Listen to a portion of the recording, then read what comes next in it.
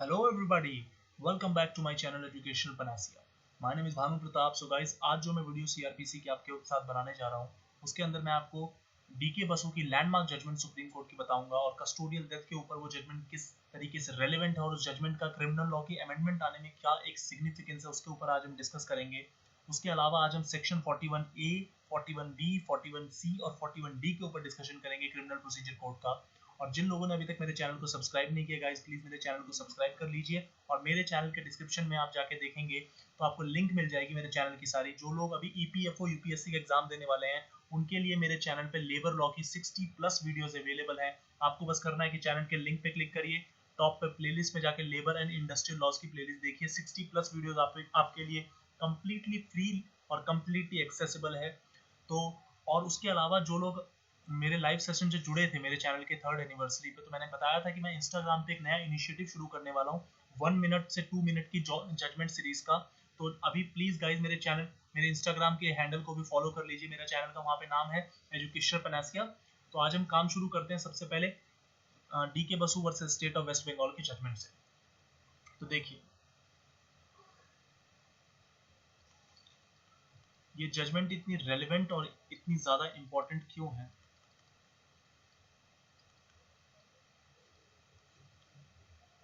इस जजमेंट में custodial death को लेके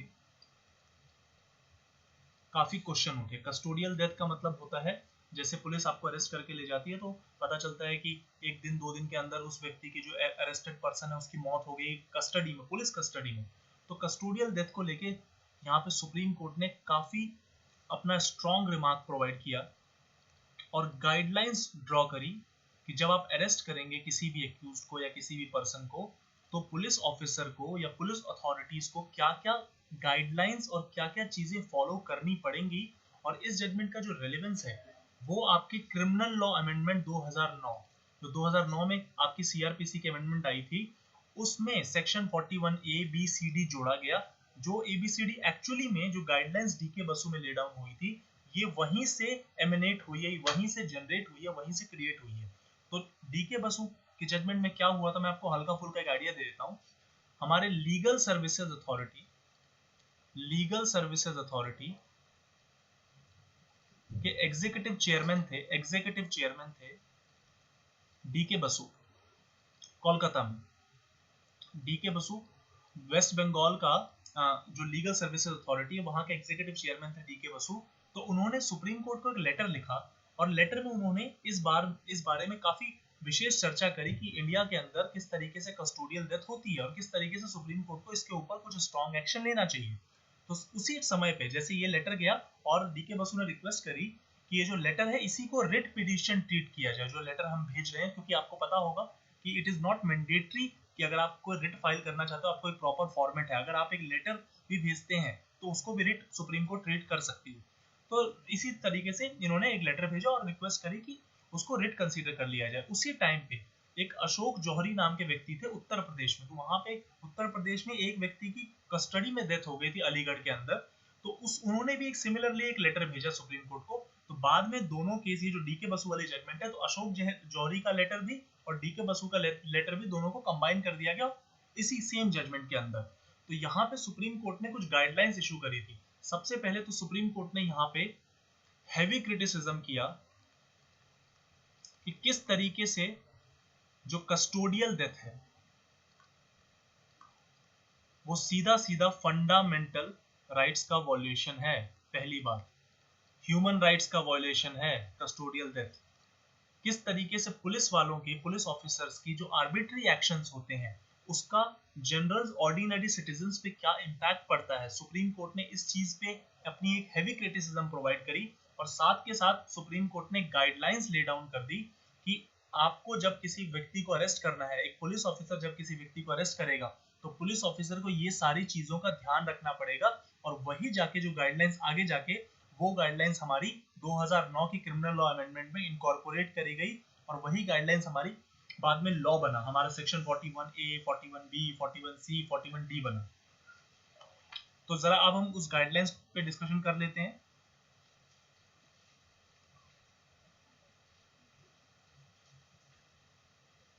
देखिए right to meet lawyer. Supreme Court ने कहा कि जब कभी भी आप किसी व्यक्ति को अरेस्ट करते हैं तो उस व्यक्ति के पास इतना अधिकार होना चाहिए कि वो अपने एडवोकेट से मिले, अपने एडवोकेट से कंसल्टेशन कर सकता है। द रीजन बीइंग, जब आप किसी को अरेस्ट करते हैं तो उसकी बेल कौन करवाएगा, अगर बेल होगी कल को तो कौन करवाएगा बेल, तो इसके लिए लॉयर का मिलना जरूरी है। और लॉयर जो आपका मतलब right to meet the lawyer है, ये आपका एक फंडामेंटल राइट भी है, पहली चीज। दूसरी चीज, मेडिकल एग्जामिनेशन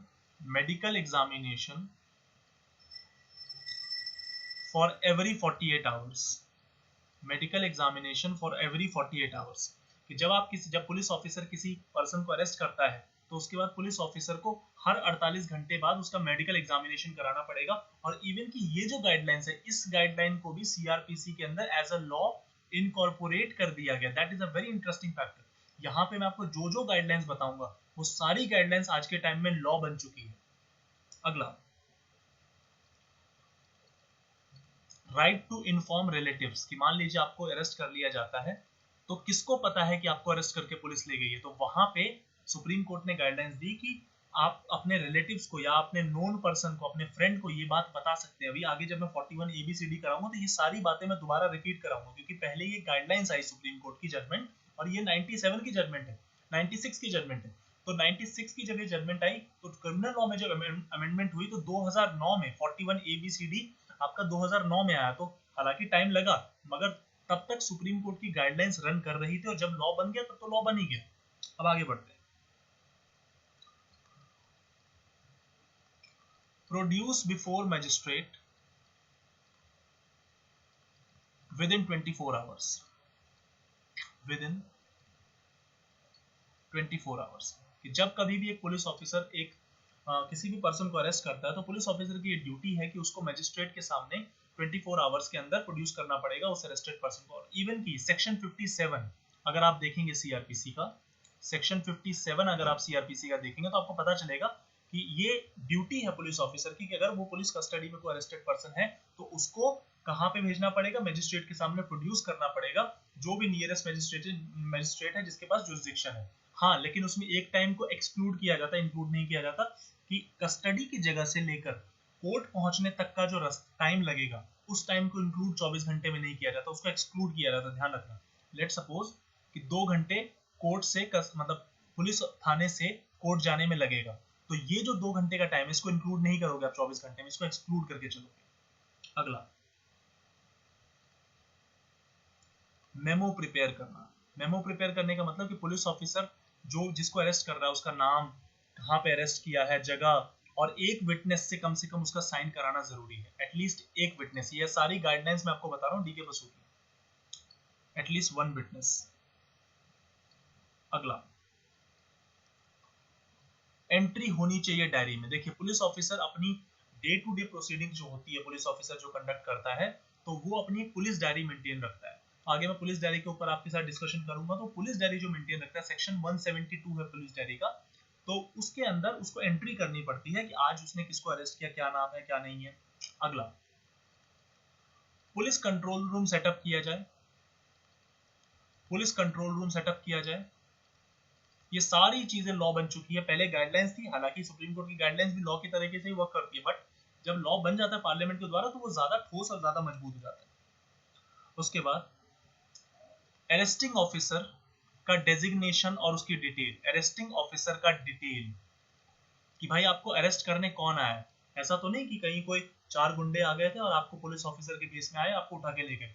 तो जो भी अरेस्टिंग ऑफिसर है उसके पास विजिबल आइडेंटिफिकेशन मार्क होना चाहिए। अगर मान लीजिए आप इंस्पेक्टर रैंक पे हैं तो इंस्पेक्टर रैंक पे आपके पास कुछ नाम होगा ना, कोई कार्ड होगा आपके पास, कोई आईडी कार्ड होगा आपके पास, विजिबल दिखेगा कि हाँ आप इंस्पेक्टर हैं, इस जगह ये थाने से आप आए हैं अरेस्ट करने के लिए। तो अरेस्टिंग ऑफिसर की डिटेल जानना भी बड़ा जरूरी है। उसके बाद जब अरेस्ट किया गया है और अरेस्ट करके कहां ले जा रहे हैं इसकी इंफॉर्मेशन भी देना जरूरी है। कहां पे रखा है, place of arrest, place of arrest, place of custody,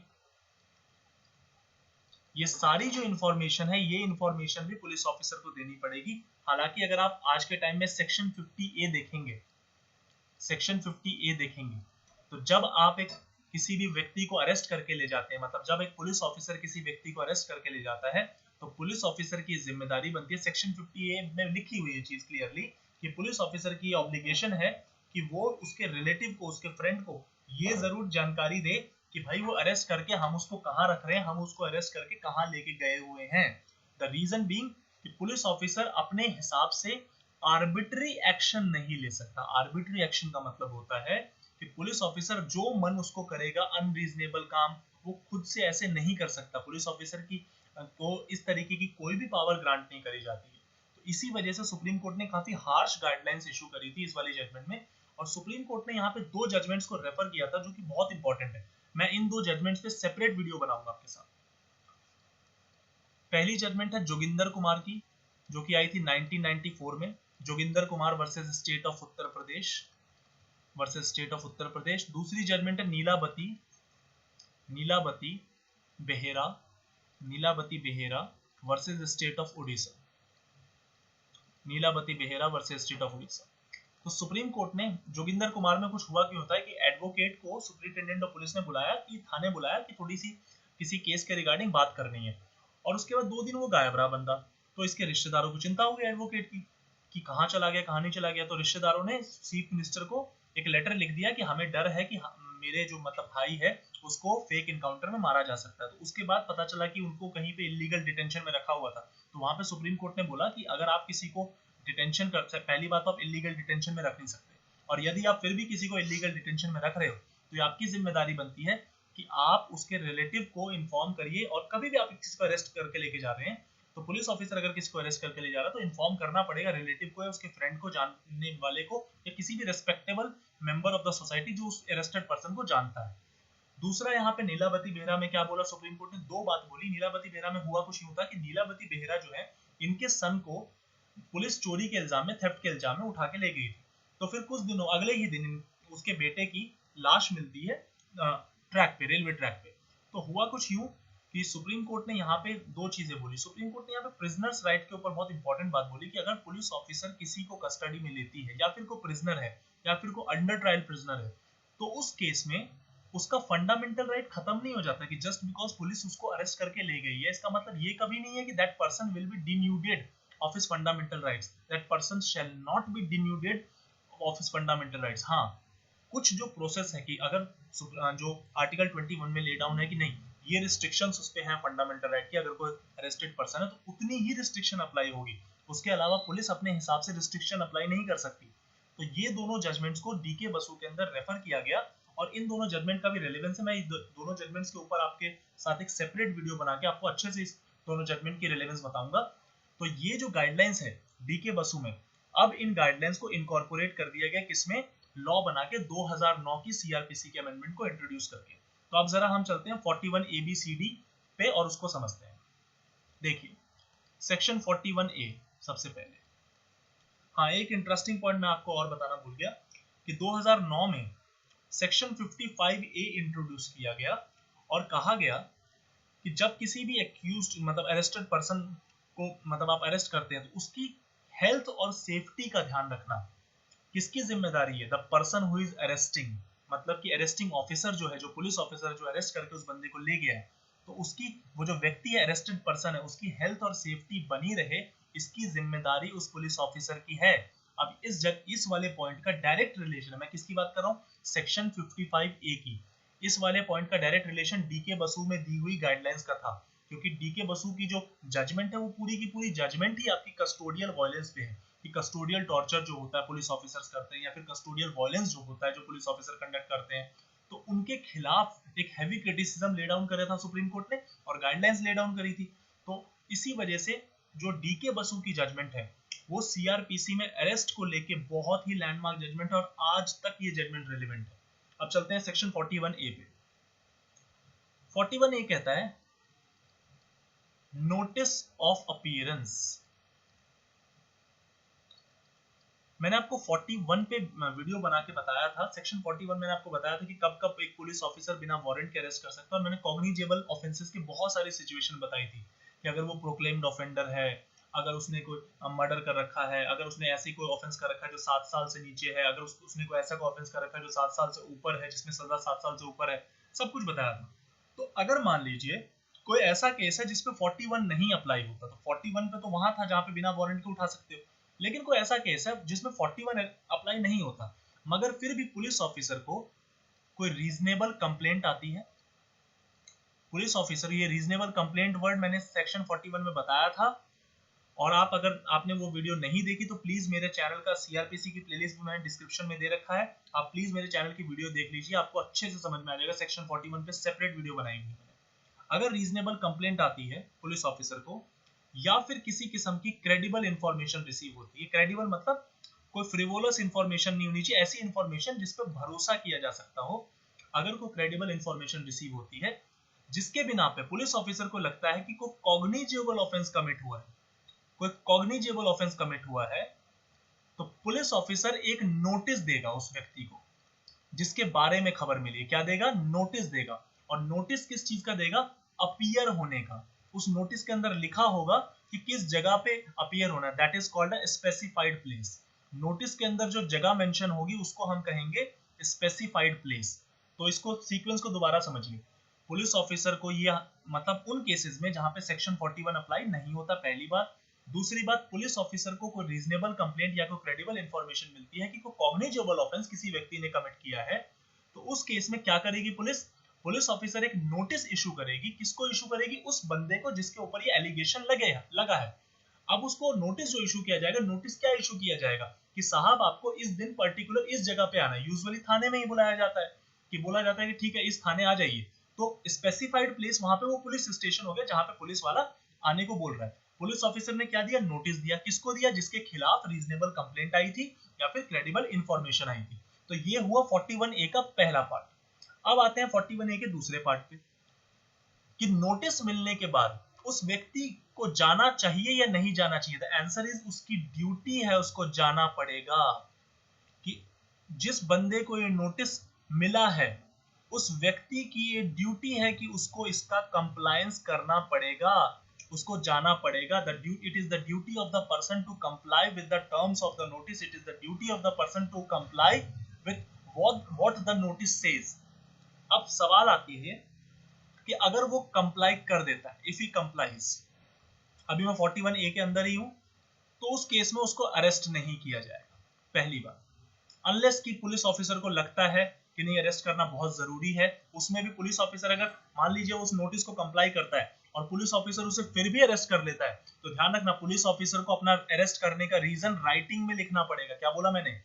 अगर उसने नोटिस को कंप्लाई किया, वो थाने गया, अब उसने कोऑपरेट करने को राजी है, पुलिस ऑफिसर फिर भी उसको अरेस्ट कर रहा है, क्योंकि लॉ ये कहता है कि अगर वो कंप्लाई करता है तो उसको अरेस्ट नहीं करना, मगर पुलिस ऑफिसर फिर भी उसको अरेस्ट कर रहा है, तो उस केस में पुलिस ऑफिसर की ड्यूटी बनती है कि वो रीजन को राइटिंग में मेंशन करे, रीजन को राइटिंग में लिखे। बात आती है कि अगर वो अरेस्ट कंप्लाई नहीं करता, अगर वो व्यक्ति कंप्लाई नहीं करता, फेल्स टू कंप्लाई, तो पुलिस ऑफिसर क्या करेगी? उसको अरेस्ट कर लेगी। किस चीज के लिए अरेस्ट करेगी? उस ऑफेंस के लिए जो नोटिस में मेंशन करके भेजा था। नोटिस में भेजा था ना कि साहब आपको इस तारीख को थाने आना है, आपके खिलाफ ये वाली कंप्लेंट आई है इस वाले सेक्शन के अंदर, तो उस वाले अगर वो कंप्लाई नहीं करता, वो नहीं आता नोटिस मिलने के बाद, तो पुलिस ऑफिसर उसको अरेस्ट कर सकता है, पुलिस के पास राइट है। तो ये आपका था 41A। अब चलते हैं 41B पे। Section 41B। 41B is very important. Procedure of arrest. Procedure of arrest, देखिए जब भी एक पुलिस ऑफिसर किसी को अरेस्ट करता है तो क्या प्रोसीजर रहता है, इसके ऊपर आज हम अभी बात करने वाले हैं। तो प्रोसीजर ऑफ अरेस्ट कहता है कि जब भी कोई पुलिस ऑफिसर किसी को अरेस्ट करने जा रहा है तो उसके पास विजिबल मार्क होना चाहिए। मतलब अभी मैंने आपको गाइडलाइंस में बताई सुप्रीम कोर्ट की कि भाई वो पुलिस ऑफिसर के पास कोई आईडी कार्ड, कोई रिकॉर्ड तो होना चाहिए कि भाई मैं ये पुलिस ऑफिसर हूं, मेरा ये पर्टिकुलर नाम है, मेरी ये डेजिग्नेशन है। तो वो उसके पास एक एक्यूरेट, विजिबल, मैं लॉ के वर्डिंग्स यूज कर रहा हूं, बहुत इंपॉर्टेंट, अगर पेपर में आता है ये वर्डिंग बहुत important. Accurate, visible and clear identification, ID card of name होना चाहिए। पहली चीज कि अगर आप किसी को अरेस्ट करने आए, भले ही आप सिविल ड्रेस में आए, अगर आप थाने की मतलब अपनी जो खाकी वर्दी होती है उसमें अगर आप आए हैं तब तो कोई बात नहीं, मगर फिर भी आपके पास आईडी कार्ड होना चाहिए। और अगर आप सिविल ड्रेस में भी आए तो आपके पास एक ऐसा आईडी कार्ड होना चाहिए, आइडेंटिफिकेशन का चीज होनी चाहिए जिसमें एक्यूरेट लिखा हो कि आप कौन है, आपका डिजिग्नेशन क्या है, आप किस थाने से बिलोंग करते हैं, या फिर अगर आप मान लीजिए सीबीआई के मेंबर हैं तो आप सीबीआई ऑफिस से आए हैं तो आपकी डिजिग्नेशन क्या है, पोस्ट क्या है, नाम क्या है, ये चीज होनी चाहिए। That is included in the procedure of arrest. दूसरी चीज, अरेस्ट मेमो प्रिपेयर करना, कि जब पुलिस ऑफिसर अरेस्ट करेगा तो अरेस्ट मेमो प्रिपेयर करेगा। Memo is nothing but a detailed form, कि फॉर्म एक बनाएगा पुलिस ऑफिसर, हाँ जी इनको अरेस्ट किया, इनका नाम क्या है, इनकी उम्र क्या है, कहाँ से अरेस्ट किया है, किस ऑफेंस में अरेस्ट किया है, ये सारी चीजें उस मेमो में डाली जाएगी और उस मेमो को साइन किया जाएगा और काउंटर साइन किया जाएगा। क्या क्या बोला मैंने, साइन और काउंटर साइन। पहले बताता हूं साइन कौन करेगा। साइन करेगा कोई भी एक विटनेस, कोई भी एक विटनेस जो उसकी फैमिली का, अरेस्टेड पर्सन की फैमिली का मेंबर भी हो सकता है। मान लीजिए मेरा भाई मेरे साथ रहता है और पुलिस मेरे को उठाने आती है, तो मेरा भाई उस मेमो पे साइन कर सकता है। अगर मान लीजिए मेरा कोई रिश्तेदार नहीं रहता तो मेरी मोहल्ले का जो भी रिस्पेक्टेबल पर्सन है वो साइन कर देगा, वो भी चलेगा। मिनिमम एक विटनेस की रिक्वायरमेंट है। दूसरा, उस मेमो पे मैं खुद साइन करूंगा, जिसको अरेस्ट करा जा रहा है उसका काउंटर साइन किया जाएगा। मतलब यहाँ पे दो साइन हो गए, एक तो साइन उसका हो गया कि जो मान लीजिए आपका कोई रिश्तेदार है, आपका फैमिली मेंबर है, या फिर आपका कोई रेस्पेक्टेबल लोकेलिटी का मेंबर है, वो साइन कर देगा। पर्पस क्या है, क्यों साइन करवा रहे हैं? साइन इसलिए करवा रहे हैं कि भाई ये सबूत है कि हाँ हम इसको इस तारीख को उठा के ले जा रहे हैं और इसके सामने उठा के ले जा रहे हैं, ताकि कल को ये रहे ना कि हाँ ऐसे हम छुप छुप के नहीं आए थे उठाने के लिए। पुलिस ऑफिसर पे कोई ये एलिगेशन न लगा पाए कि आज जी रात में आए, पता नहीं कब अरेस्ट करके ले गए, पता भी नहीं चला। तो इसीलिए इस प्रोसीजर को ले डाउन किया। और ये वाला जो प्रोसीजर है ये डीके बसु के अंदर गाइडलाइंस में मेंशन था। अब आते हैं तीसरे चीज पे। अगर मान लीजिए उसका लोकेलिटी में भी कोई नहीं रहता, कोई फैमिली मेंबर भी नहीं है अभी साथ में, तो उस व्यक्ति को इन्फॉर्म किया जाएगा, उस अरेस्टेड पर्सन को इन्फॉर्म किया जाएगा कि आप अपने किसी भी रिलेटिव को या फ्रेंड को ये बता सकते हैं, आपके पास राइट है कि मुझे अरेस्ट करके कहां ले जाया जा रहा है। बात समझ में आ? अगर मान लीजिए लोकेलिटी में, नेबर में कोई मेंबर नहीं है तो कोई बात नहीं, उसको अरेस्टेड पर्सन को बता देंगे कि जी आपका कोई रिलेटिव या फ्रेंड है, बता दीजिए, हम उन तक ये इंफॉर्मेशन पहुंचा देते हैं। तो ये है आपका 41B। अब चलते हैं हम 41C पे। देखिए 41C कंट्रोल रूम के ऊपर बात करता है। 41C कहता है कि हर डिस्ट्रिक्ट में कंट्रोल रूम का होना बहुत जरूरी है और ये जिम्मेदारी कंट्रोल रूम सेटअप करने की किसकी है? स्टेट गवर्नमेंट की। ध्यान रखना, किसकी जिम्मेदारी है? स्टेट गवर्नमेंट की। किस किस लेवल पे? स्टेट लेवल पे पहला और डिस्ट्रिक्ट लेवल पे, दोनों ही लेवल पे कंट्रोल रूम किया जाएगा सेटअप। और कंट्रोल रूम में क्या क्या चीजें मेंशन की जाएगी? एक नोटिस बोर्ड होगा कंट्रोल रूम के अंदर। क्या होगा? एक नोटिस बोर्ड होगा और उस नोटिस बोर्ड पे डिटेल्स लिखी होंगी अरेस्टेड पर्सन की। डिटेल्स लिखी होंगी अरेस्टेड पर्सन की। क्या लिखी होंगी? डिटेल्स लिखी होंगी अरेस्टेड पर्सन की, कि किसको अरेस्ट किया है, कहां से उठाया है, उसका एड्रेस क्या है, और जिस ऑफिसर ने उसको अरेस्ट किया है उसकी भी स्पेसिफिकेशन लिखी होगी, उसका डेजिग्नेशन लिखा होगा। क्या लिखा होगा? डेजिग्नेशन। तो नोटिस बोर्ड बनाया हमने, अरेस्टेड पर्सन की डिटेल लिखी, उसका एड्रेस लिखा और ऑफिसर का डेजिग्नेशन मेंशन कर दिया। और उसके बाद पुलिस हेडक्वार्टर में इसका एक डेटाबेस क्रिएट होगा। पुलिस हेडक्वार्टर के अंदर इसका एक डेटाबेस क्रिएट किया जाएगा। अलग अलग डिस्ट्रिक्ट और स्टेट लेवल से जो भी आपके पास डेटा आता है अरेस्टेड पर्सन का, डेजिग्नेटेड ऑफिसर्स का, तो वो सारा डेटा पुलिस हेडक्वार्टर के कंट्रोल रूम में मेंशन किया जाएगा, उसका डेटाबेस मेंटेन किया जाएगा। द पर्पस इज कि आपके पास एक सेंट्रल डेटाबेस हो जाएगा स्टेट लेवल पे। अब चलते हैं 41D पे, आज के लास्ट टॉपिक पे। देखिए 41D जो है, 41D बात करता है right of arrested person, right of arrested person to meet advocate of his own choice, to meet advocate of his own choice during the interrogation, of his own choice during the interrogation, during the interrogation। Law कहता है कि एक व्यक्ति के पास अपने किस्म का, अपनी पसंद का एडवोकेट से बात करने का, उससे कंसल्ट करने का अधिकार है, लेकिन हमेशा इंटेरोगेशन के टाइम अधिकार नहीं है।